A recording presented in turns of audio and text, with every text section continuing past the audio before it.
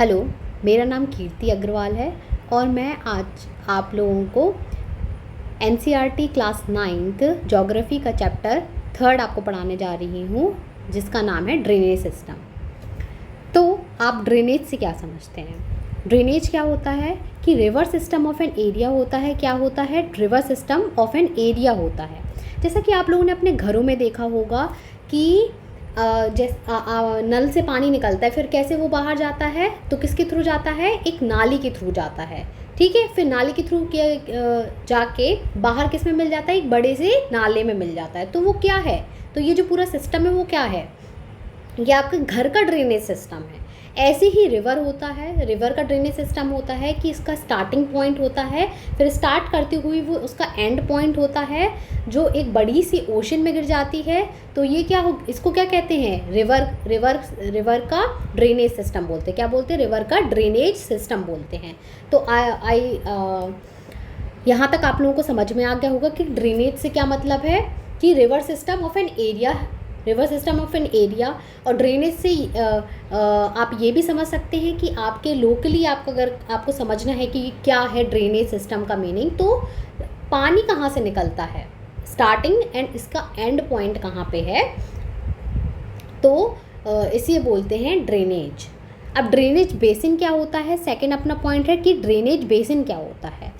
तो the area drained by a single river system, जितना area drain करती है एक रिवर, वो क्या कहलाता है? उसका ड्रेनेज बेसिन कहलाता है। क्या कहलाता है? ड्रेनेज बेसिन कहलाता है। कि उसने स्टार्टिंग में तो उसने स्टार्ट किया, बट और कितनी उससे जो रिवर्स हैं वो कनेक्टेड हुई और निकली, तो जितना जो एरिया है जिसने कवर किया पूरा उसका कैचमेंट एरिया, तो उसका क्या कहलाया जाएगा? ड्रेनेज बेसिन कहलाया जाएगा। ठीक है, just like Ganga river basin होता है जो कि लार्जेस्ट है अपने इंडिया में। क्या है? गंगा रिवर बेसिन क्या है? लार्जेस्ट है इंडिया में। नर्मदा ड्रेनेज बेसिन होता है, ताप्ती होता है। तो ये क्या होता है? The area drained by a single river system कितना एरिया वो कवर कर रही है, तो उसे क्या बोलेंगे? Drainage basin. अगर एग्जाम्पल लें गंगा रिवर का, यहाँ पे ये रिवर कर लीजिएगा। हाँ, अगर एग्जाम्पल लेते हैं गंगा रिवर का, तो गंगा रिवर से आप क्या समझ, जैसा कि हम इस मैप के थ्रू देखेंगे। अब आप ये मान लीजिए कि ये गंगा का रिवर बेसिन है। किसका? गंगा का रिवर बेसिन। ये है इंडस का रिवर बेसिन। तो जैसा कि आपने ये देखा कि ये जो रिवर है इसमें कई सारी ट्रिब्यूटरीज भी मिली हुई हैं।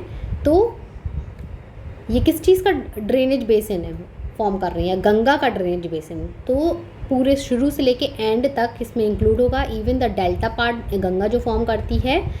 तो और जो ये बाउंड्री बना रही हैं दो ड्रेनेज बेसिन के बीच में, उसे क्या बोलते हैं? Water divide. क्या बोलते हैं?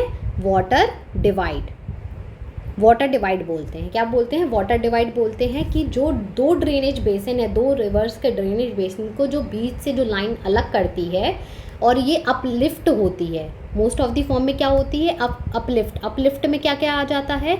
अगर ये हिल हो सकती है, माउंटेन हो सकता है, अपलैंड हो सकता है कोई, तो ये क्या फॉर्म करता है? वाटर डिवाइड करता है। दो रिवर बेसिन के बीच में वाटर डिवाइड करता है। जैसे कि गंगा और इंडस के बीच में क्या डिवाइड करते हैं? अम्बाला।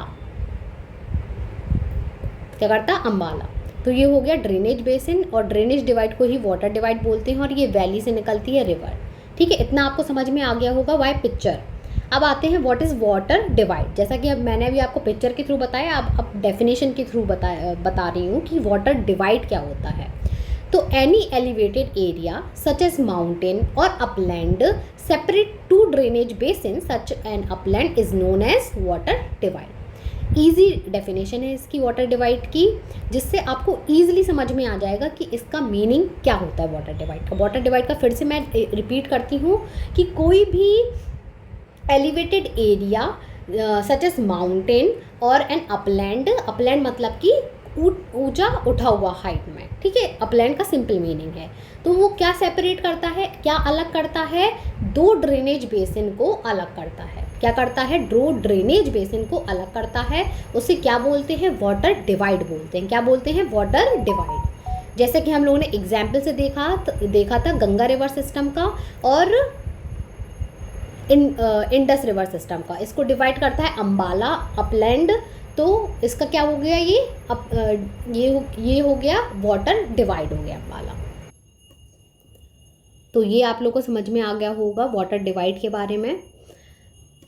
और ये मैंने एक और फिगर यहाँ पे लगाया कि स्ट्रीम ए, मतलब कि एक रिवर की स्ट्रीम ये जा रही है, बहाव ये जा रहा है, सेकंड रिवर का ये बहाव, और ये अपलैंडेड एरिया, इसको क्या बोलेंगे, वाटर डिवाइड बोलेंगे। ठीक है, एनी अपलैंड एरिया और हाइटेड एरिया अगर एलिवेटेड एरिया है और वो दो ड्रेनेज बेसिन को डिवाइड कर रहा है तो उसको क्या बोलेंगे, वाटर डिवाइड बोलेंगे। Such an upland is known as water divide. ठीक है, वर्ल्ड का लार्जेस्ट ड्रेनेज बेसिन किसका है, वर्ल्ड का लार्जेस्ट ड्रेनेज बेसिन है अमेजॉन रिवर का। ये फैक्ट आपको याद रखना है, आपकी एनसीईआरटी में दिया गया है कि वर्ल्ड का लार्जेस्ट ड्रेनेज बेसिन किस रिवर का है, तो वो है अमेजॉन रिवर का। ठीक है, ये स्पेशल पॉइंट है, आप इसे नोट कर लीजिएगा। और इसको मैं हटा देती हूँ, हाँ यहाँ पे स्टार लगा लीजिएगा, ये बहुत ही इंपॉर्टेंट है कि लार्जेस्ट ड्रेनेज बेसिन किस रिवर का है, अमेजॉन रिवर का है। और आप लोगों के लिए ये क्वेश्चन है कि इंडिया का लार्जेस्ट ड्रेनेज बेसिन कौन सा है, इंडिया का लार्जेस्ट ड्रेनेज बेसिन कौन सी रिवर का है। ठीक है, ये आपको बताना है। ड्रेनेज सिस्टम इन इंडिया, अब क्या पढ़ेंगे, ड्रेनेज सिस्टम इन इंडिया पढ़ेंगे। ठीक है, अब आप जैसा कि हम लोग को पता है कि 2 मेजर ग्रुप्स हैं इंडियन ड्रेनेज सिस्टम को पढ़ने के लिए। फर्स्ट है हिमालयन रिवर्स का, सेकंड है पेनिनसुलर रिवर का। हिमालयन रिवर सिस्टम अब नॉर्दर्न इंडिया में पाया जाता है और peninsular river system southern part में पाया जाता है, मतलब कि डेक्कन प्लेट्यू और साउदर्न इंडिया में पाया जाता है। तो एक मेजर डिफरेंस क्या है इसके बीच में कि जो हिमालयन रिवर्स हैं वो पेरिनियल होती हैं। पेरिनियल मतलब कि वो हमेशा बहती रहती हैं, थ्रू आउट द ईयर क्या रहता है, वो हमेशा फ्लो होती रहती हैं। बट पेनिनसुलर रिवर्स में ये नहीं होता है, वो थ्रू आउट द ईयर नहीं फ्लो करती हैं। ठीक है, एक मेजर डिफरेंस आपको ये याद रखना है कि हिमालयन रिवर्स पेरिनियल होती हैं और the peninsular rivers non perennial होती हैं। ये मेजर आपको ध्यान में रखना है। और एक और इसका फैक्ट है कि जो ड्रेनेज बेसिन होता है हिमालयन रिवर्स का वो लार्ज होता है as comparison to peninsular river. Second point. ठीक है, अगर आपको डिफरेंस बताने के लिए आता है कि हिमालयन रिवर्स और पेनिनसुलर रिवर्स में क्या डिफरेंस है, तो मेजर डिफरेंस यही है। अब आते हैं ड्रेनेज बेसिन के ऊपर। जैसा कि हमने पढ़ा था ड्रेनेज बेसिन क्या होता है, ड्रेनेज बेसिन जहाँ से नदी निकलती है और जितना वो कैचमेंट एरिया कवर करती है उसको क्या बोलते हैं, ड्रेनेज बेसिन बोलते हैं। ठीक है, अब आते हैं मिएंडरिंग फीचर्स के ऊपर। मिएंडरिंग फीचर्स क्या कहलाता है, जब जो भी रिवर होती है वो स्टार्ट होती है फिर उसके बाद वो ऐसा कोर्स फॉर्म करती है, जिगजैग जिगजैग, एक वेवी कोर्स जो फॉर्म करती है उसे क्या बोलते हैं, उसे मिएंडरिंग फीचर बोलते हैं। उस रिवर का क्या बोलते हैं, मिएंडरिंग फीचर। ठीक है, ऐसे घुमावदार, ठीक है, उसे क्या बोलेंगे, मिएंडरिंग फीचर्स बोलेंगे। ठीक है, ये आपको समझ में आ गया। और इसमें से ही अगर वो रिवर कट जाती है, जैसे अगर ये ऐसे घुमावदार है, इसके साथ पत्थर कंकड़ मिट्टी ये तो आएगा ही, सैंड स्लिट क्ले तो आएगा ही आएगा, और वो यहाँ जमा हो जाती है, तो क्या हो जाता है, ये थी रिवर ये कट जाती है। ठीक है, यहाँ से कट हो जाती है, तो ये एक अलग से ऐसा शेप लेके क्या किसका फॉर्मेशन करती है, ऑक्सबो लेक का। इसे क्या बोलेंगे, ऑक्सबो लेक बोलेंगे, ऑक्सबो लेक का फॉर्मेशन करती है। ठीक है, ये आप आगे पढ़ेंगे इसके एरोजनल एंड डिपोजिशनल पार्ट्स में। ठीक है, तो मिएंडरिंग आपको पता चल गया, जो इसका घुमावदार शेप रहता है उसको क्या बोलेंगे, रिवर का मिएंडरिंग फीचर्स। क्या बोलेंगे, मिएंडरिंग फीचर। और ये कहाँ मिलता है, मिडिल पार्ट में स्पेशली देखने मिलता है। कोई भी रिवर जब स्टार्ट होती है फिर वो अपने बीच में पहुँचती है अपने कोर्स के, मतलब जो मिडिल, जो starting point, middle point and and point. And में तो वो चली जाती है डेल्टा फॉर्म करके, बट स्टार्टिंग में वो जब स्टार्ट होती है तब उसका बहाव बहुत ज़्यादा होती है, तब वो मिएंडरिंग फीचर्स नहीं फॉर्म करती है। तो ये बीच कोर्स में जब उसका बहाव थोड़ा सा स्लो होता है as comparison to starting point, तो ये क्या फीचर फॉर्म करती है, मिएंडरिंग फीचर फॉर्म करती है, मतलब घुमावदार कोर्स बनाती है। तो इसे क्या बोलते हैं, मिएंडर फीचर। ठीक है, मिएंडर, कोई पूछे आपसे क्या होता है, तो इसका मीनिंग होता है कि अपनी ऐसा फीचर रिवर का जब वो अपने सेकेंड स्टेज में होती है और उसमें कम बहाव होता है तो वो घूमती हुई जाती है, ठीक है, तो उसकी मिएंडरिंग फीचर। ऑक्सबोले जब यही मिएंडरिंग फीचर में बनी हुई ऐसा ये है, यहाँ पे सैंड स्लिट क्ले यहाँ पे इकट्ठा हो जाता है, जो कचरा ऊपर से आता है और वो इसको अलग कर देता है, मतलब इस घुमावदार को मेन जो रिवर का कोर्स है उससे अलग कर देता है, तो ये फीचर क्या बन जाता है, ऑक्सबो लेक बन जाता है। लेक मतलब कि अब यहाँ पे ये अलग से ही एक फीचर कट के बन गया है, अब ये जुड़ा नहीं है मेन रिवर से। अगर ये मेन रिवर से जुड़ा होता तो ये ऑक्सबो लेक नहीं बनता, ठीक है, ये अपने आप में क्लोज्ड फॉर्म में आ गया है, ठीक है, अपने आप में क्लोज्ड फॉर्म में आ गया है, तो ये बन गया है ऑक्सबो लेक। अब आते हैं डेल्टा फॉर्मेशन। डेल्टा फॉर्मेशन आपको पता है कि हर रिवर डेल्टा फॉर्म नहीं करती है, बट मोस्टली जो ईस्ट फ्लोइंग रिवर हैं वो डेल्टा फॉर्म करती हैं, क्योंकि उनके कोर्स बहुत बड़े बड़े होते हैं और उसमें सैंड स्लेट, पत्थर, मिट्टी, ये सब कंकड़ जमा हो जाते हैं एंड तक जाते जाते, तो उनका बहाव कम हो जाता है, तो इस प्रकार का डेल्टा फॉर्म कर देती हैं। एग्जाम्पल में जो गंगा रिवर सिस्टम है, जो गंगा रिवर सिस्टम में डेल्टा बनाती हैं, उसका फेमस डेल्टा है वो है सुंदरबन डेल्टा। क्या डेल्टा का नाम है? Sundarban delta. Largest delta formation कौन करता है? गंगा रिवर सिस्टम करती है, गंगा रिवर करती है, तो सुंदरबन डेल्टा तो वो ऐसा कुछ फॉर्म कर लेती है, तो उसे डेल्टा बोलते हैं। फ्लड प्लेन क्या होता है? फ्लड प्लेन लास्ट में ही होता है, जो ये प्लेन बना लेती है जो रिवर लास्ट में, पूरे जो भी कचरा लेके वो आती है ऊपर से, तो उसे क्या बोलते हैं? फ्लड प्लेन बोलते हैं, ठीक है। अब आते हैं ड्रेनेज पैटर्न के ऊपर। आप ये तो समझ में आ गया कि ड्रेनेज क्या होता है, ड्रेनेज बेसिन क्या क्या होता है, इसमें पैटर्न किस टाइप के फॉर्म करती है रिवर। मतलब अभी एक फीचर पढ़ा था कि मिएंडरिंग ऐसे घुमावदार फॉर्म करती है, और भी इसके कई सारे फीचर्स होते हैं, उसके बारे में पढ़ते हैं अपन कि the specific arrangement of river and streams on a landscape is called a drainage pattern. क्या होता है? स्पेसिफिक अरेंजमेंट होता है रिवर का और स्ट्रीम का, रिवर और स्ट्रीम का स्पेसिफिक पैटर्न होता है, अरेंजमेंट होता है। कहाँ पे होता है? लैंडस्केप मतलब धरातल में होता है, उसी को क्या बोलते हैं? ड्रेनेज पैटर्न हो।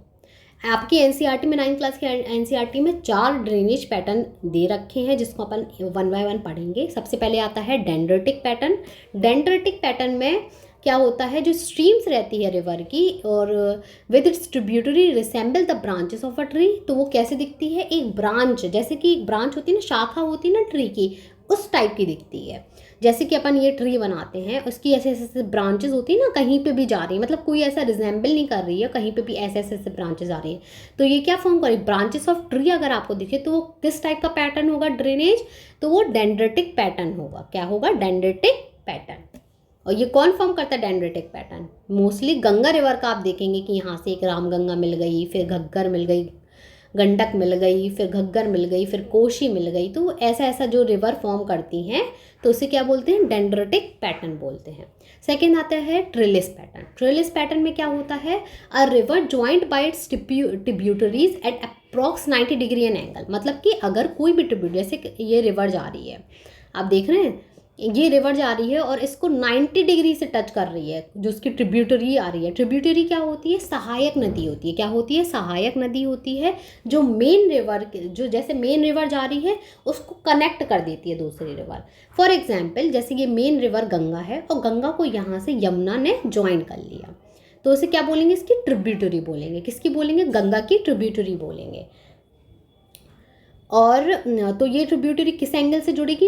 अप्रॉक्स 90 डिग्री एंगल से जुड़ेगी। और इसका एक और फीचर होता है, ट्रिलिस पैटर्न का एक और फीचर होता है कि हार्ड और सॉफ्ट रॉक एग्जिस्ट करते हैं। मतलब कि पहले हार्ड रॉक, फिर सॉफ्ट रॉक, फिर हार्ड रॉक, फिर सॉफ्ट रॉक। इससे क्या होता है कि जो पानी का बहाव होता है वो यहाँ सॉफ्ट रॉक्स के बीच से गुजरते हुए जाता है, और यहाँ से इसलिए ये 90 डिग्री का मोड़ दे पाती है, क्योंकि जो हार्ड रॉक होती है वो अच्छी तरीके से क्या बोलते हैं, ज़्यादा इरोड नहीं हो पाती है as comparison to soft rock.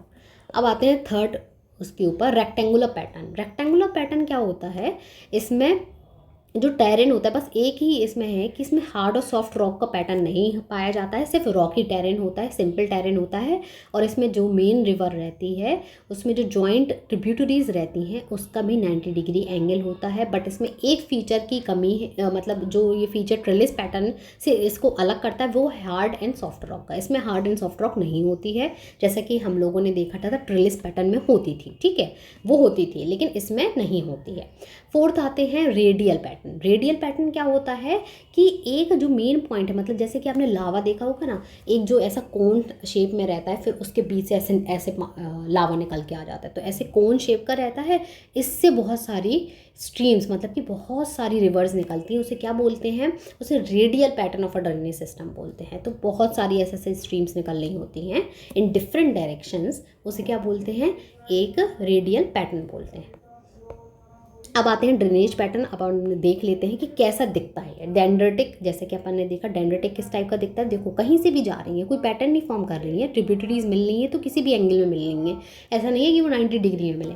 Radial pattern, बीच से ये सारी रिवर्स निकली। हिमालयन रिवर्स में बहुत सारा होता है कि बीच से बहुत सारी रिवर्स निकलनी होती है। ट्रिलिस पैटर्न में क्या होता है, वो हार्ड और सॉफ्ट रॉक, जैसे आप ये देख रहे हैं हार्ड रॉक, ये इरोड नहीं हुई, ये सॉफ्ट रॉक देखो इरोड हो गई।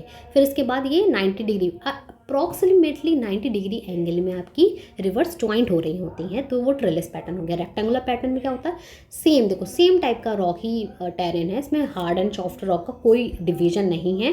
तो इसमें सिर्फ क्या है 90 डिग्री से ट्रिब्यूटरी, जो मेन रिवर है उसमें ट्रिब्यूटरीज 90 डिग्री में कनेक्ट हो रही हैं, ठीक है, 90 डिग्री में कनेक्ट हो रही है। इसे क्या बोलेंगे अपन, कौन सा पैटर्न, रेक्टेंगुलर पैटर्न बोलेंगे, ठीक है। अब इर्रेगुलर होता है कि कहीं से भी आ रही कहीं से भी आ रही है, इसका कोई पैटर्न नहीं है, ठीक है। और इन सबको मिला के भी पैटर्न बना सकते हैं कि पहले उसने डेंड्रेटिक पैटर्न फॉलो किया फिर रेक्टेंगुलर पैटर्न फॉलो कर लिया, तो ठीक है, ये भी ऐसा हो सकता है। अब आते हैं हम लोग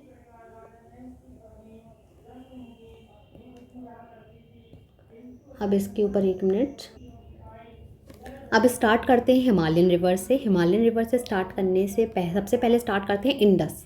तो इंडस का जो इंडस रिवर का जो स्टार्टिंग पॉइंट होता है वो कहाँ से होता है, तिब्बत नियर मानसरोवर, ठीक है। तिब्बत में मानसरोवर जगह से, मानसरोवर लेक से यहाँ से स्टार्ट होता है इंडस का स्टार्टिंग पॉइंट। इसकी ट्रिब्यूटरीज क्या है, ट्रिब्यूटरीज जैसा कि आपको पता है सहायक नदी होती हैं जो मेन जो रिवर फ्लो हो रही है उसमें जुड़ती हैं, ठीक है, तो उसे क्या बोलते हैं, ट्रिब्यूटरीज बोलते हैं। तो उसकी कई सारी ट्रिब्यूटरी हैं जैसे जास्कर, न्यूब्रा, श्योक एंड हुंजा, ठीक है, ये 4 मेन ट्रिब्यूटरीज हैं। जैसा कि हम लोग मैप के थ्रू देखेंगे, जैसे आप देख रहे हैं यहाँ पे इंडिया का मैप है, इंडिया के मैप में आप देखेंगे कि यहाँ से अपन को नुब्रा, श्योक, हुंजा और जास्कर, ये जो मेन ट्रिब्यूटरीज़ हैं वो उसकी ज्वाइन कर रही हैं। कहाँ से निकलती है, लेक मानसरोवर से निकलती है। कौन सी रिवर निकलती है, इंडस रिवर निकलती है। कहाँ से, लेक मानसरोवर से निकलती है इंडस रिवर। इंडस रिवर फिर जाके जम्मू एंड कश्मीर, लद्दाख से निकलती हुई फिर गिलगित बाल्टिस्तान रीजन पाकिस्तान में एंटर हो जाती है। फिर एंटर होने के बाद फिर मिठानकोट में ही सारी जो रिवर्स हैं, मेन जो रिवर हैं, झेलम, चेनाब, ब्यास, रावी, सतलुज, जो उसकी सहायक नदियां हैं, मतलब ट्रिब्यूटरीज़ हैं, मेन ट्रिब्यूटरीज़ हैं, वो जुड़ती हैं कहाँ पे, मिठानकोट पाकिस्तान में जुड़ती हैं। कहाँ जुड़ती है, मिठानकोट पाकिस्तान में जुड़ती हैं। फिर इसके बाद और जो ये मानसरोवर लेक है वो बोगारचाऊ ग्लेशियर के पास है। कहाँ पे, बोगारचाऊ ग्लेशियर है, यहाँ पे क्या है, बोगारचाऊ ग्लेशियर। ये एक्स्ट्रा पॉइंट है, आप नोट करके रख लें, ये आपके एनसीईआरटी में गिवन नहीं है बट मैंने इसको जोड़ दिया है एक्स्ट्रा। और इसकी जो लेंथ होती है वो कितनी होती है, 2900 किलोमीटर। बट ये पूरी की पूरी लेंथ जो है वो इंडिया में नहीं है, जो इंडिया में पूरी की पूरी लेंथ नहीं है, इसका 1/3 पार्ट ही इंडिया में है, बाकी का बाकी कहाँ पे है, पाकिस्तान में फ्लो होता है। इसकी लेंथ बहुत बड़ी है बट ये इंडिया में नहीं है, नहीं तो अपन गंगा की जगह इंडस रिवर पढ़ रहे होते कि लॉन्गेस्ट रिवर है इंडिया में, बट गंगा है क्योंकि इसका जो मोस्ट ऑफ द पार्ट है वो कहाँ पे लाई करता है, वो पाकिस्तान के रीजन में लाई करता है, ठीक है। तो आपने इसका जास्कर, नुब्रा, श्योक और हुंजा, ये आपकी मेन रिवर हैं, ट्रिब्यूटरीज हैं जो आपकी एनसीईआरटी में भी दी गई हैं, जास्कर, नुब्रा, श्योक एंड हुंजा, ठीक है। जास्कर नुब्रा, श्योक एंड हुंजा, ये बिल्कुल डिफरेंट है। जेड, एच, एस के बाद वाई, तो ये इस टाइप के अगर आपको शब्द मिले ना तो आप समझ जाना कि ये जम्मू कश्मीर साइड ही होगा। क्या होगा? जास्कर, नुब्रा, श्योक, हुंजा, बिल्कुल अलग है। नॉर्थ इंडिया साउथ इंडिया बिल्कुल अलग है। ऐसी ट्रिब्यूटरीज आपको कहाँ पे मिलेंगी? सिर्फ इंडस रिवर में ही मिलेंगे, ठीक है। गिलगित, ठीक है। और ये कहाँ जाती, फाइनल कहाँ जाती है? अरेबियन सी में जाती है। कहाँ जाती है? अरेबियन सी में जाती है। इंडस वाटर ट्रीटी हुई थी जिसका 20% of water of Indus, Jhelum and Chenab use करने को मिला था इंडिया को, बाकी इसका 80% इसको पाकिस्तान को। कब हुई थी इंडस वाटर ट्रीटी? 1960 में हुई थी। तो जो ये रिवर फ्लो हो रही हैं, 3 जो रिवर हैं इसकी, इंडस, झेलम और चेनाब, इसका 20% पानी इसमें था कि सिर्फ इंडिया यूज़ करेगा और बाकी 80% कौन यूज़ करेगा? पाकिस्तान यूज़ करेगा। तो 80-20 का रेशियो है ये, 20-80 का रेशियो, ये याद रखना आप। सेकंड आते हैं गंगा रिवर सिस्टम के ऊपर। तो गंगा रिवर कहाँ से निकलती है? तो गंगा रिवर निकलती है गंगोत्री से, ठीक है। गंगा रिवर निकलती है गंगोत्री से और यमुना रिवर निकलती है यमुनोत्री से, ठीक है। तो अलकनंदा और जैसे इसका नाम भागीरथी है, भागीरथी से और अलकनंदा मिलती है कहाँ पे मिलती है? देवप्रयाग में, और ये गंगा का फॉर्मेशन करती हैं। तो गंगा का डायरेक्ट नाम गंगा नहीं है, यहाँ से ही निकलती हुई गंगा नहीं, भागीरथी इसका पहले नाम रहता है, फिर अलकनंदा इसमें जुड़ती है तो ये बनाती है गंगा। और इसका कोर्स का कितना टोटल कितना किलोमीटर चलती है? ये 2500 किलोमीटर। कितना? 2500 किलोमीटर। अब आप इसमें कन्फ्यूज नहीं हो जाना कि अब इंडस में तो पढ़ा था कि 2000 अपना 900 किलोमीटर होगा, 2900 किलोमीटर है तो वो लार्जेस्ट, बट उसका जो कोर्स है वो पूरा का पूरा इंडिया में नहीं है, वो पाकिस्तान में है आधे से ज़्यादा, तो इसलिए अपन इसे काउंट नहीं करेंगे। तो गंगा को ही इसका लार्जेस्ट मानेंगे, ठीक है। अब आते हैं इसके मेन, इसका मैप अपन मैप के साथ पढ़ेंगे कि इसकी कौन कौन सी ट्रिब्यूटरीज़ हैं। तो अपन जैसे कि पढ़ा है इसकी ट्रिब्यूटरीज़ घग्गर, गंडक, कोशी, सोन, केन, बेतवा, सिंध, चंबल मिलती है यमुना में, फिर इसके बाद बेतवा मिलती है यहाँ इटावा यूपी के पास, फिर इसके बाद सोन मिलती है इसमें पटना में, ठीक है। कहाँ पे मिलती है? पटना में मिलती है। और ये जो घग्गर, गंडक, कोशी ये नेपाल हिमालय से निकलती हैं, और ये जो अपना कोर्स है ना वो चेंज करती रहती हैं, ठीक है, फिक्स्ड कोर्स नहीं रहता। और इसके कारण कई सारी जगह पे यहाँ पे बाढ़ भी देखने मिलती है रेनी सीजन में, ठीक है। गंगा से गंगोत्री से निकली हुई, देखो यमुना यमुनोत्री से निकली हुई, कहाँ पे मिल गई हैं ये लोग? इलाहाबाद में मिल गई हैं, ठीक है। प्रयागराज, इलाहाबाद आपको पता है संगम होता है, तो 3 रिवर्स का संगम होता था, सरस्वती भी थी बट वो आज के टाइम पे नहीं दिखती है, मेन दिखती है यमुना और गंगा रिवर, ठीक है। और यहाँ पे यमुना जो गंगा का नाम है वो क्या हो जाता है? बांग्लादेश में जाके पद्मा हो जाता है। एंड फाइनली जब गंगा और ब्रह्मपुत्र मिलती हैं तो इनका जो नाम होता है वो क्या होता है? मेघना हो जाता है। क्या होता है? ब्रह्मपुत्र और गंगा का नाम हो जाता है मेघना, और ब्रह्मपुत्र का नाम भी यहाँ पे जाके बांग्लादेश में जाके हो जाता है जमुना। क्या हो जाता है? जमुना, ठीक है। इतना आपको समझ में आ गया होगा। अब बढ़ते हैं आगे ब्रह्मपुत्र रिवर के ऊपर। ब्रह्मपुत्र रिवर कहाँ से निकलती है? मानसरोवर लेक, मतलब जहाँ से अपन ने पढ़ा था ना कि इंडस रिवर निकलती है। क्या निकलती है? इंडस रिवर निकलती है ना, मानसरोवर लेक के पास, बुकारचाउ ग्लेशियर के पास, उसी के पास ही यह निकलती है। चमयुंगदुंग ग्लेशियर से, चमयुंगदुंग ग्लेशियर से निकलती है ब्रह्मपुत्र। मतलब ज़्यादा डिस्टेंस का डिफरेंस नहीं है, समझो यहाँ पे ये होगा और यहाँ पे चंगडुंग ग्लेशियर है, बीच में मानसरोवर लेक है, तो यहाँ से निकलती है। इसका नाम होता है, तिब्बत में क्या नाम होता है? तिब्बत में नाम होता है इसका यारलुंग सांगपो। क्या होता है? यारलुंग सांगपो इसका नाम होता है। फिर इसको नामचा बारवा यहाँ पे पर्वत होता है जो कि 7757 किलोमीटर होता है हाइट में। 55 मतलब हाइट उसकी क्या होती है? 7757, ठीक है, 7757 तो इसकी हाइट होती है। तो 7777 आप याद कर लेना, ठीक है। नामचा बार का क्या याद रख लेना? 777, इससे आपको ईजी हो जाएगा। 20 का डिफरेंस आपको इतना समझ में नहीं आएगा, बस 777 ऐसा याद कर सकते हो आप, ठीक है। तो ये नामचा बारवा पर्वत से निकलती हुई मुड़ जाती है, यू टर्न लेती है। क्या लेती है? यू, देखो यू शेप बना ना यहाँ पे, तो क्या लेती है? ये यू टर्न लेती है। तो यू टर्न लेती है, फिर इसको क्या बोलते हैं यहाँ पे? दिबांग बोलने लगते हैं। फिर वो आगे जाके इसमें लोहे, दिहांग और ये सारी रिवर जुड़ जाती हैं, तो इसे बोलते हैं ब्रह्मपुत्र। फिर फाइनली बोलते हैं ब्रह्मपुत्र रिवर। फिर ब्रह्मपुत्र रिवर और भी जो इसकी ट्रिब्यूटरीज हैं वो जुड़ती हैं, सुबनसिरी, धनसिरी, ठीक है, मानस, तिस्ता, ये सब जुड़ती हैं, फिर वो क्या बना लेती हैं, फिर बना लेती हैं ब्रह्मपुत्र रिवर। और फिर बाद में जाके ये कहाँ क्या हो जाता है, इसका नाम क्या बताया था मैंने, पहले भी बताया था, गंगा जब रिवर पढ़ रहे थे तो जमुना, तो क्या नाम हो जाता है इसका, जमुना रिवर हो जाता है। फिर जमुना ये जैसे कि बांग्लादेश में जाती है, फिर जब ये मिल जाती है गंगा रिवर सिस्टम, इसका फाइनल नाम क्या हो जाता है, मेघना रिवर। क्या हो जाता है, मेघना रिवर। तो ये ब्रह्मपुत्र रिवर के बारे में आपको पता चल गया होगा। और एक फैक्ट आपको याद रखना चाहिए, ये आपके एनसीईआरटी में भी गिवन है, कि वर्ल्ड की लार्जेस्ट रिवराइन आइलैंड, मतलब कि रिवर मतलब रिवर के द्वारा एक आइलैंड बना हुआ है रिवर के बीचों बीच। तो वो कौन सी रिवर फॉर्म करती है, ब्रह्मपुत्र रिवर फॉर्म करती है। इसका नाम है मजूली आइलैंड, जो कि मणिपुर में स्थित है। कहाँ पे है, मणिपुर में। अब आते हैं पेनिनसुलर रिवर के ऊपर। पेनिनसुलर रिवर के ऊपर पढ़ते हुए आते हैं तो अब जैसे कि मैंने फैक्ट बताया था आपको ऊपर, तो आपका ये रिवीजन ही हो गया समझो कि जो ड्रेनेज बेसिन होता है रिवर का, पेनिनसुलर रिवर का, वो क्या होता है, कंपैरेटिवली स्मॉल इन साइज़ होता है, मतलब कम होता है as comparison to Himalayan river system. ठीक है, पहले अपन ने हिमालयन रिवर सिस्टम पढ़ा, एक क्विक रिवीजन कर लेते हैं कि क्या क्या पढ़ा अभी तक हम लोगों ने। सबसे पहले अपन ने पढ़ा है Himalayan river system. Himalayan river system में पढ़ा है इंडस रिवर सिस्टम। ठीक है, इंडस रिवर सिस्टम में अपन ने पढ़ा है कि कहाँ से निकलती है, मानसरोवर लेक बुगाड़ ग्लेशियर से निकलती है। कहाँ से निकलती है, मानसरोवर लेक बुगाड़ ग्लेशियर से निकलती है। फिर इसके बाद वो यहाँ से निकलती है, समझो यहाँ पे मैं मैप के थ्रू दिखा रही हूँ आपको, यहाँ से निकलती है समझो, यहाँ से निकलती है मानसरोवर लेक से। ये तो एमपी का मैप हो गया। आप यहाँ पे मैं एक रफ़ मैप बना देती हूँ, इससे आपको अच्छे, यहाँ से निकलती है, मानसरोवर लेक से निकलती है। फिर वो ऐसे कोर्स फॉर्म करती है, लद्दाख, जम्मू कश्मीर ऐसे होते हुए जाती है वो बाल्टिस्तान रीजन में, पाकिस्तान गिलगित बाल्टिस्तान रीजन में एंटर कर जाती है। फिर अटोक माउंटेन यहाँ पे आते हैं। कौन से माउंटेन आते हैं, अटोक माउंटेन आते हैं। फिर उससे नीचे जाती है, फिर मिथानकोट आता है पाकिस्तान, जहाँ पे सारी ट्रिब्यूटरीज जो थी और झेलम, चेनाब, रावी, ब्यास, सतलज ये मिल जाती हैं। फिर इसके बाद ये अरेबियन सी में गिर जाती है। कहाँ गिर जाती है, अरेबियन सी में गिर जाती है। सेकेंड अपन ने पढ़ी थी गंगा रिवर सिस्टम। गंगा गंगोत्री से निकलती है, अलकनंदा और भागीरथी जो मिलके गंगोत्री भागीरथी फिर अलकनंदा मिलके बनाती हैं देवप्रयाग। देवप्रयाग से गंगा बोला जाता है।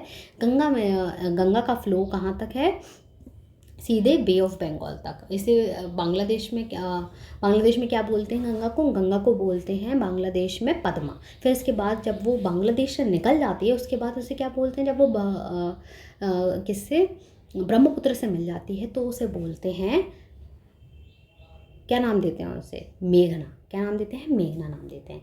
अब इसका क्विक रिवीजन, इसकी ट्रिब्यूटरीज कौन कौन सी हैं, तो कोशी है, गंडक है, रामगंगा है, घग्गर है और यमुना है, सोन है। तो ये इसकी मेन ट्रिब्यूटरीज हो गई किसकी, गंगा रिवर सिस्टम की। अब ब्रह्मपुत्र रिवर का क्विक रिवीजन, मानसरोवर लेक उसमें भी सेम था।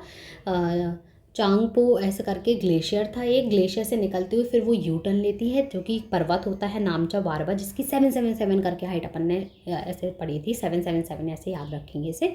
फिर इसके बाद वो जाती है, फिर अपना यू टर्न लेती है, वहाँ से क्या लेती है, यू टर्न लेती है अरुणाचल प्रदेश से।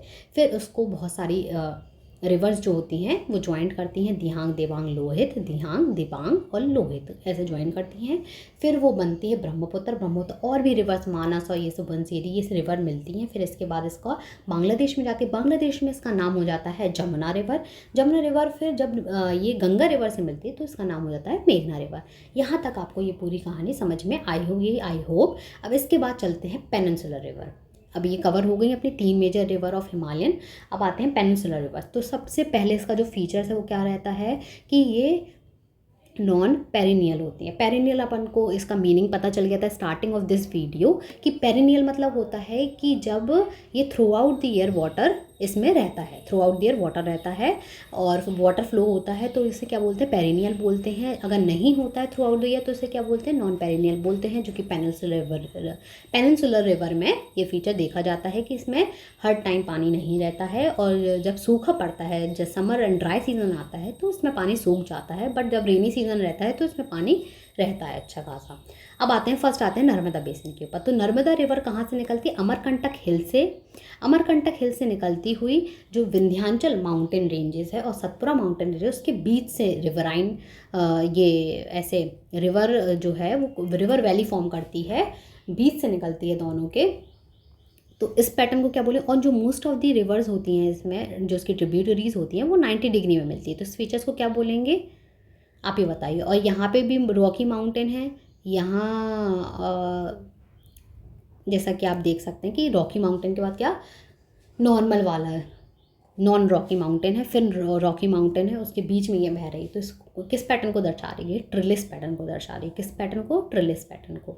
और आप क्या देख सकते हैं, जबलपुर में ये मार्बल रॉक्स भी बनाती है, धुआंधार वाटरफॉल भी बनाती है जो कि फेमस है।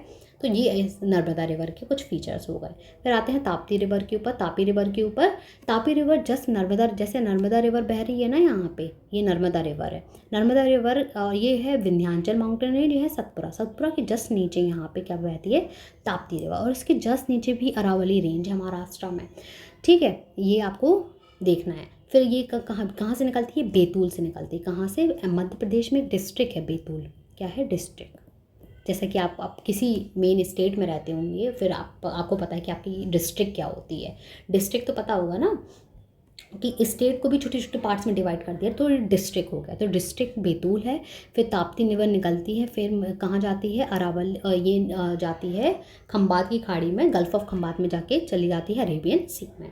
और ये क्या फॉर्म करती है? एस्चुरी फॉर्म करती है। क्या फॉर्म करती है? एस्चुरी। नर्मदा रिवर भी क्या करती है? एस्चुरी फॉर्म करती है। क्या फॉर्म करती है? एस्चुरी फॉर्म करती है। तो क्यों ये एस्चुरी क्यों फॉर्म करती हैं? क्योंकि इनका जो बहाव रहता है वो बहुत तेज़ रहता है। क्योंकि जो जितने अपन ने नॉर्थ में आप देखी थी हिमालयन रिवर, उसका बहाव में बहुत तेज़ी रहती थी, लेकिन उसका जो कोर्स है धीरे धीरे आके स्लो हो जाता है। बट इनका जो बहाव रहता है वो ज़्यादा रहता है, इसलिए एस्चुरी का मतलब कि ये स्लेट और क्ले ये सब ज़्यादा इकट्ठा करते हैं। मतलब इनका जो कचरा रहता है, धूल मिट्टी, इसका ये ज़्यादा नहीं रहता है, इसलिए ये डेल्टा का फॉर्मेशन नहीं करती हैं और डायरेक्टली ये अरेबियन सी में चली जाती हैं, क्योंकि इनका जो बहाव है वो बहुत तेज़ रहता है और डेल्टा फॉर्मेशन नहीं कर पाती हैं। तो ये डिफरेंस हो गया। ये एरोज जो गंगा का डेल्टा फॉर्मेशन है वो क्या है? डिपोजिशनल फीचर है किसी भी रिवर का। क्या है? डिपोजिशन। मतलब डिपोजिशन में डिपॉजिट होता जा रहा है, वहाँ पे सैंड स्लेट के लिए ये सब क्या है? डिपॉजिट होता जा रहा है। इसमें क्या हो रहा है? एरोड हो रहा है। ठीक है, वो मिट्टी पत्थर साथ में लेके चली जा रही है, वो नहीं रुक रही है रिवर। तो इसे क्या वो बोलेंगे? ये एस्चुरी का फॉर्मेशन कर रही है। और ये क्या बोलेंगे? गंगा रिवर सिस्टम में ब्रह्मपुत्र डेल्टा का फॉर्मेशन कर रही है। ठीक है, तो ये आपको पॉइंट डिफरेंस समझ में आया होगा एस्चुरी और डेल्टा के में क्या डिफरेंस है मेन। अब आते हैं कि ड्रेनेज बेसिन कहाँ तक है इसका? महाराष्ट्र में है, गुजरात में है और मध्य प्रदेश में। ठीक है, मध्य प्रदेश में तो स्टार्टिंग है, तो ऑब्वियस सी बात है कि इसका ड्रेनेज बेसिन कहाँ पे होगा? मध्य प्रदेश में, फिर महाराष्ट्र, गुजरात में। अब मोर वेस्ट फ्लोइंग रिवर है कुछ कुछ। साबरमती है। साबरमती कहाँ पे बहती है? राजस्थान में। मतलब ये अपन क्या पढ़ रहे हैं? वेस्ट फ्लो, मतलब कि वेस्ट में जा रही है। वेस्ट इस साइड होता है ना, ईस्ट इस साइड होता है। जो इस साइड जाएगी वो ईस्ट है, जो इस साइड आएगी वो वेस्ट है। तो नर्मदा भी वेस्ट में जा रही थी, ताप्ती वेस्ट में जा रही है, और more of the west flowing river यहाँ देखना है साबरमती, जो कि राजस्थान अरावली रेंज से निकलती हुई फिर चली जाती है ये वेस्ट में। फिर माही रिवर जो कि एमपी में रहती है, ये भी वेस्ट में जाती है। भारता पूजा, भारता पूजा कहाँ से? केरला में, केरला से निकलती है, फिर वेस्ट में चली जाती है। पुन्नानी बोलते हैं इसे, क्या बोलते हैं? एक और नेम है इसका, अदर नेम है, यहाँ पे लिख लीजिए अदर नेम। क्या है इसका अदर नेम? पुन्नानी। क्या है? पुन्नानी। ठीक है, पुन्नानी। फिर रहता है पेरियार। पेरियार कहाँ पे रहती है? केरला में। कहाँ पे? केरला में। ठीक है, ये सम वेस्ट फ्लोइंग रिवर्स हो गई। इनके नाम आप याद कर लीजिए, कहाँ से बहती हैं ये याद कर लीजिए, बस इससे ज़्यादा कुछ नहीं करना। फिर आते हैं गोदावरी रिवर के ऊपर। गोदावरी रिवर को क्या बोलते हैं? कौन नेम है इसका? दक्षिण गंगा नेम है। क्या है इसका नाम? दक्षिण गंगा। दक्षिण गंगा क्योंकि ये गंगा की तरह ही बड़ी है, बट ये दक्षिण में है, मतलब साउथ में है। दक्षिण मतलब क्या होगा? साउथ में है। और ये साउथ की सबसे बड़ी रिवर है। क्या है? सबसे बड़ी रिवर है गोदावरी रिवर साउथ की, इसलिए इसे गंगा से कंपेयर किया जाता है, just because of its length, मतलब बड़ी है। इसके कोर्स कितने किलोमीटर चलती है? ये 1500, मतलब 1500 किलोमीटर इसका पाथ है। और इसका ड्रेनेज बेसिन कहाँ कहाँ है? एमपी में है, उड़ीसा में है, आंध्र प्रदेश में है और महाराष्ट्र में। सबसे ज़्यादा कहाँ पे है? महाराष्ट्र में है। कहाँ पे? महाराष्ट्र में। और नासिक डिस्ट्रिक्ट से निकलती, कहाँ से? नासिक डिस्ट्रिक्ट ऑफ आंध्र प्रदेश से निकलती हुई कहाँ जाती है? बे ऑफ बंगाल में। BOB मतलब क्या है? बे ऑफ बंगाल। और ये क्या है? एक ईस्ट फ्लोइंग रिवर है। तो नासिक डिस्ट्रिक्ट से निकलती हुई महाराष्ट्र में नासिक डिस्ट्रिक्ट से निकलती हुई पूर्णा, वर्धा, वेनगंगा फॉर्म करते हैं, प्राणहिता फॉर्म करते हैं, वर्धा और वेनगंगा सब मिला के प्राणहिता फॉर्म करते हैं। फिर आती पेनगंगा, ये इसकी क्या है, ट्रिब्यूटरीज है, इस रिवर की ट्रिब्यूटरीज हैं जो आपको याद करनी है। सबसे पहले पूर्णा मतलब पूरा कर दिया, गोदावरी को पूरा कर दिया किस किस ने साथ में मिलके, वर्धा वेनगंगा प्राणहिता ने। फिर ये पेनगंगा मतलब कि पेन गंगा बन चुकी है। फिर इसमें मजा आ गया मंजरा, ठीक है, इसमें मजा आएगा। ऐसे आप ऐसे कनेक्ट करके आपको इसे याद कर सकते हैं, ठीक है। अब आते हैं नेक्स्ट अपन महानदी रिवर बेसिन के ऊपर, जो कि 860 किलोमीटर है। कितना है, 860 किलोमीटर। कितना है, 860 किलोमीटर। कितना है, 860 किलोमीटर है महानदी रिवर बेसिन। फिर ये कहाँ से निकलती है, छत्तीसगढ़। छत्तीसगढ़ में कहाँ, सिहावा करके जगह है रायपुर में। कहाँ पे, रायपुर में। कहाँ पे, सिहावा करके जगह है छत्तीसगढ़ में, और ये निकलती है। और इसकी लेंथ कितनी है, 860 किलोमीटर। कितनी है, 860 किलोमीटर लेंथ है इसकी। इसकी बहुत सारी ट्रिब्यूटरीज हैं, मंद, इब, हंसदियो, ये सारी इसकी ट्रिब्यूटरीज हैं। और कहाँ पे जाके निकल जाती है, बे ऑफ बंगाल में। इसका ड्रेनेज बेसिन किस किस जगह कवर होता है, छत्तीसगढ़, झारखंड, उड़ीसा और महाराष्ट्र। कहाँ कहाँ, छत्तीसगढ़, झारखंड, उड़ीसा, महाराष्ट्र। इसमें बहुत सारे फैक्टर थोड़ा थोड़ा आपको याद करने ही पड़ेंगे। आप बार बार रिवाइज करेंगे ना इनको, आपको ऑटोमेटिकली याद हो जाएंगे। एक बार आप मैप में भी देख लीजिएगा, अच्छा ये यहाँ मिलती है, यहाँ मिलती है। एक बार आप मैप उठा के देखिएगा, आपको बहुत ईजिली तरीके से याद हो जाएंगे, कभी नहीं भूलेंगे आप। फिर छत्तीसगढ़, झारखंड, छत्तीसगढ़ से तो निकलती ही है, फिर यहाँ पे झारखंड, फिर उड़ीसा है, महाराष्ट्र। महाराष्ट्र में थोड़ा बहुत इसका बेसिन जो है टच करता है, ठीक है। फिर आते हैं कृष्णा रिवर के ऊपर। कृष्णा रिवर की लेंथ क्या है, 1401। कितना है, 1401। अब जल्दी से बता दीजिए कि जो अपन ने ब्रह्मपुत्र में पढ़ी थी, नामचा बारवा की एक पर्वत था, उसकी हाइट कितनी थी, उसकी हाइट बता सकता है कोई, उसकी हाइट क्या थी, 7777। वैसे 5 है यहाँ पे, बट आपको क्या याद रखना है, 777 याद रखना है आपको, ठीक है, जिससे आपको ईजिली रिकॉल हो जाइए। फिर आते हैं महाबलेश्वर से निकलती है। कहाँ से निकलती है, महाबलेश्वर से। कृष्णा रिवर कहाँ से, महाबलेश्वर, महाराष्ट्र से निकलती है। फिर इसमें कई सारी इसकी जो ट्रिब्यूटरीज हैं वो जुड़ती हैं, जैसे कि कोयना हो गया, तुंगभद्रा हो गया, घटाप्रभा हो गया, मूसी हो गया, भीमा हो गया। फिर फाइनली जाके कहाँ पे मिल जाती है ये, बे ऑफ बंगाल में। कहाँ पे, बे ऑफ बंगाल में। कोयना, तुंगभद्रा, घटाप्रभा, भीमा, मूसी, इस टाइप की जो मेन ट्रिब्यूटरी। कोयना स्पेशली आप कोयना याद रखें, कोयना जो है के से आप याद रखिए, के से कोयना, के से कृष्णा। तुंगभद्रा, तुंगभद्रा एक जिसकी स्पेशल मेन ट्रिब्यूटरी आप बोलेंगे तुंगभद्रा, इसको तो याद रखना ही चाहिए आपको, कोयना, तुंगभद्रा। फिर कहते हैं घटाप्रभा, मूसी और भीमा। कितनी इसकी लेंथ क्या है, 1400 किलोमीटर लेंथ है। फिर आते हैं रिवर बेसिन कहाँ कौन कौन से स्टेट में कवर करती है, महाराष्ट्र, कर्नाटक और आंध्र प्रदेश। 3 कौन कौन से, महाराष्ट्र से तो निकलती है, फिर कर्नाटक फ्लो होते हुए आंध्र प्रदेश में, फिर फाइनली बे ऑफ बंगाल में चली जाती है। फिर आते हैं कावेरी रिवर बेसिन के ऊपर। कावेरी रिवर बेसिन कहाँ से स्टार्ट होता है, वो आता है ब्रह्मगिरी रेंज से। कहाँ से, ब्रह्मगिरी रेंज से स्टार्ट होता है। वेस्टर्न घाट में ही ब्रह्मगिरी रेंज है, इसे पुष्पगिरी भी क्या बोला जाता है, पुष्पगिरी। ये इसको नोट कर लीजिए, पुष्प, ये आपके एनसीईआरटी में गिवन नहीं है पुष्पगिरी, बट आपको आगे चल के पता चलेगा, पुष्पगिरी भी बोला जाता है इसे, ब्रह्मगिरी रेंज को, वेस्टर्न घाट से। फिर ये 760 किलोमीटर है। फिर ये इसका है हेमा, कबिनी, शवानी, अमरावती, जो वती करके हैं, जो मोस्टली आपको इस रिवर में मिलेंगी। कौन सी, कावेरी रिवर में मिलेंगी। कहाँ से निकलती है, ब्रह्मगिरी रेंज वेस्टर्न घाट से निकलती है, बे ऑफ बंगाल में मिल जाती है। कौन कौन सा रिवर बेसिन कहाँ कहाँ का कवर करती है, कौन सी स्टेट का कवर करती है, कर्नाटक, केरला और तमिलनाडु। कहाँ का, कर्नाटक, केरला, तमिलनाडु। के कर्नाटक, केरला, तमिलनाडु, KKT, ठीक है।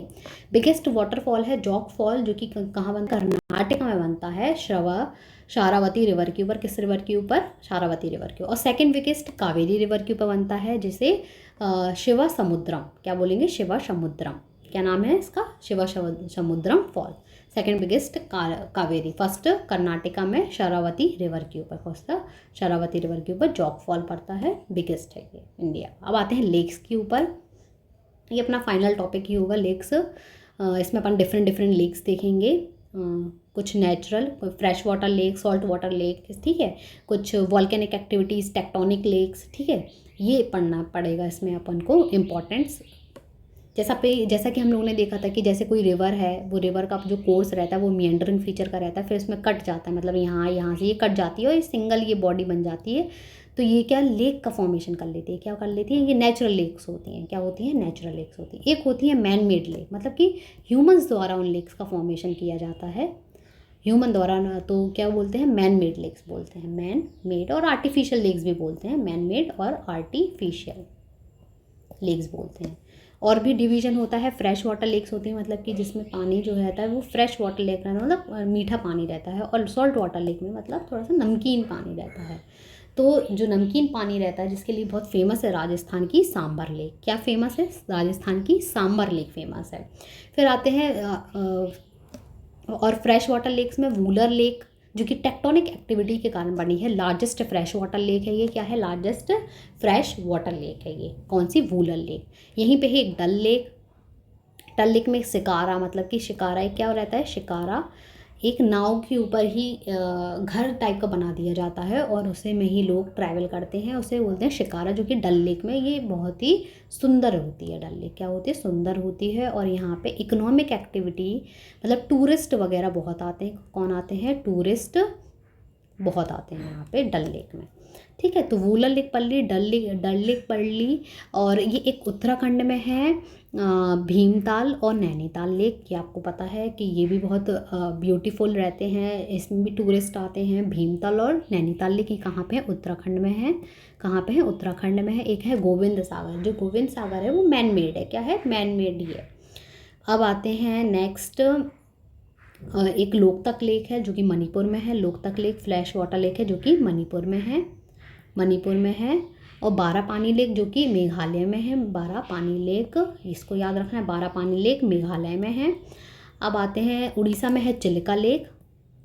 क्या है? चिल्का लेक है जो कि उड़ीसा में, उड़ीसा के तट पे चिल्का लेक है। फिर कोलेरू लेक है। कोलेरू लेक कहाँ पे? आंध्र प्रदेश में है। फ्रेश वाटर लेक है। ये क्या है? सॉल्ट वाटर लेक है। क्या है? सॉल्ट, खारा पानी रहता है इसमें। क्या है? फ्रेश वाटर रहता है। फिर आते हैं पुलकेट लेक। पुलकेट तमिलनाडु और आंध्र प्रदेश की बॉर्डर के जस्ट बीच में है, मतलब दोनों स्टेट के बीच में है पुलकेट लेक। पुलकेट लेक जो कि सॉल्ट वाटर लेक है, सॉल्ट वाटर लेक। ये जो मेन लेक्स हैं ये आपके एनसीईआरटी में गिवन है। और आई होप आपको ये पूरा लेक्चर अच्छी तरीके से समझ में आया होगा, लेक्स। और आज का ये लेक्चर ख़त्म होता है। Thank you.